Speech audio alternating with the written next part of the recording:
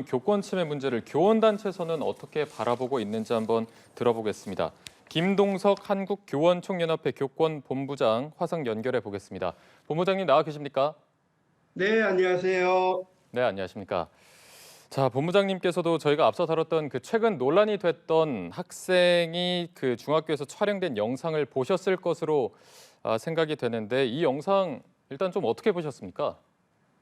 매우 안타깝고 충격스러운 마음으로 자세히 봤는데요. 전국의 선생님들이 다양한 반응을 보이고 계십니다. 충격과 참담함은 기본이고요. 어떤 선생님들 같은 경우는 대다수의 뭐 새롭지도 않다, 늘 겪는 유사한 일이 너무 많다라는 얘기를 하시는데요. 이 사건 이전에 그 전북 익산에서 그 학생들 부분의 친구들을 때리고 교사를 협박한 사건, 또 그 경기도에서 폭우로 여교사를 위협한 사건에 이어서 이번 사건이 발생이 되다 보니까 교실 추락, 교권 추락의 심각성을 우리 사회가 알게 되는 계기가 돼서 좀 생활지도법을 마련하는 출발점이 되어야 한다. 이런 부분의 공통적 생각을 갖고 계십니다. 네, 생활지도법 얘기해 주신 거는 저희가 잠시 후에 좀 자세히 짚어보도록 하고요.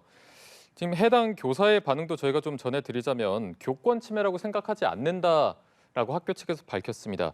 이게 말씀해 주신 대로 너무 흔한 일이어서 그런 건지 교사의 반응은 좀 어떻게 보셨습니까?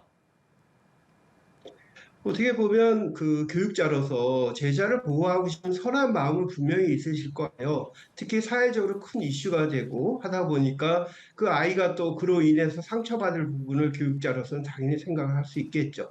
또 반면에 그 이런 일이 어떻게 보면 이번이 아니라 자주 있었던 일이 아니냐라는 의구심을 좀 갖게 돼요. 그래서 선생님들 입장에서 비록 본인의 그 시각의 입장에서 그 제자를 보호하기 위한 선한 마음이 있었다 하더라도 저희들이 바라봐야 될 더 큰 모습은 그 수업을 열심히 하고 있는 다수 학생들 부분에 대한 학습권 침해, 교육받을 권리를 어떻게 보장을 해야 되느냐가 오히려 더 중요한 과제가 아닐까 싶습니다. 네. 이게 그 당시의 영상을 보면은 그 교사분께서는 아무런 제지를 하지 않는 모습을 보였는데 이 부분이 왜 이렇게 제지를 안 한 건지 할 수 없는 건지 혹은 하고 나서의 어떤 그 뒤에 후폭풍이 두려워서 그런 건지 그 분석은 좀 어떻게 하셨습니까? 저희 교총에 그 교권 침해 사례로 접수하고 또 소송비를 그 지원을 해는 사건의 3분의 1이 아동복지법 위반이나 아동학대 특례법 부분에 따른 보호조치 그 소송비가 대부분입니다. 이는 그 이 수업 중에 수업을 방해하고 학칙을 어기는 학생을 제지하는 가운데서 또 다수 학생들의 학습권을 보호해야 할 의무가 교사들한테 있지 않습니까? 그런 가운데서 떠들거나 수업을 계속 방해를 하다 보면 제지를 하게 되는데 그 가운데서 언행이나 또 신체적인 그 제지 과정에서 손을 잡는 거나 이런 부분을 가지고 오히려 아동학대로 신고되는 사례가 너무 많거든요. 그러다 보니까 이 학생들 부분 수업 중에 그 휴대전화를 사용하고 SNS에 올리고 이런 부분에 대해서 또 그 윗옷을 벗고 있는 모습도 조차도 그 제지하지 못하는 것은 교사 부분의 그 학생과의 갈등 부분을 우려한 또 하나의 모습이 아닐까 하는 우려 목소리도 큽니다. 네. 2010년에 학생 인권 조례가 제정이 됐습니다. 제가 내용을 좀 보니까 체벌 금지, 소지품 검사 금지, 집회 자유 보장 이런 내용이 담겨 있는데 학생들의 인권과 교권이 서로 충돌하는 지점이 있는 게 아닌데 이런 학생 인권 조례를 악용하는 학생이 있어서 이런 교권이 더 침해된다 이런 지적도 있더라고요. 여기에 대해서는 어떻게 보십니까? 그 학생의 인권과 그 교사의 교육은 교권 부분에 상충적이거나 그 서로 반대되는 개념은 아니거든요. 그 교사와 학교는 학생을 위해 존재를 합니다. 학생의 그 인권을 존중하고 보호해야 된다고 보고요. 또 학생 인권 조례를 통해서 기존의 체벌이라든지 학생 인권을 저해하는 요소 부분이 그 없어지게 하는 좋은 기회가 됐다는 부분은 분명합니다.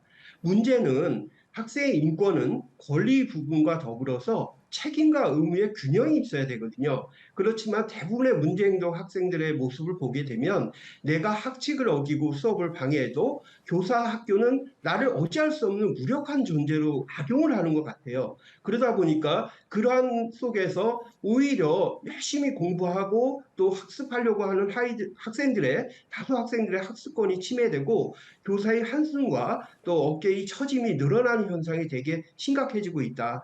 또 요번에 재미난 사례는 요번에 충남에서 발생한 사건, 전북에서 또 경기도에서 발생한 세 곳의 특징이 학생 인권 조례도 있고 교권 보호 조례도 둘 다 있다라는 거죠. 다 있는데도 왜 이런 일이 벌어지냐? 결국에는 학생 인권 동일 사안에 대해서 학생권과 교권 부분에 충돌이 있을 때 이걸 해결할 수 있는适当한 방법이 없고 특히 학생의 학습권과 인권은 교육권적인 측면에서의 법률로 제한할 사안이지 조례로 하기가 어렵다는 현실을 극명하게 나타나지 않았나 싶습니다. 네, 지금 말씀해 주신 거에 연장선상으로 질문을 드릴 텐데 최근에 이제 서울시교육청이 교권 보호 조례를 제정하겠다고 나섰지만 언급해 주신 대로 지금 논란의 영상이 찍힌 곳도 충남이고 충남도 교권 보호 조례가 있는 지역입니다. 때문에 뭐 법적인 강제 조치가 없어서 실효성이 없다는 논란이 있는데 그래서 아까 말씀해 주신 생활지도법을 또 주장해 주고 계신 것 같습니다. 이 생활지도법이 정확히 어떤 겁니까? 교육활동 보호를 위한 조례 같은 경우에 전국에 7군데가 있고요. 학생인권 조례가 지금 5군데에 제정이 되어 있습니다. 근데 학생의 인권과 학습권 부분은 헌법적 가치와 법적인 근거를 갖고 있거든요. 근데 조례를 통해서든 아니면 매뉴얼 기준을 통해 학칙을 통해서 제약하기는 매우 어렵습니다. 또 실제로 많은 학생들이 말씀드렸듯이 자기의 권리를 보장하기 위해서 아동학대라는 부분의 법률적 근거를 제시하고 있거든요.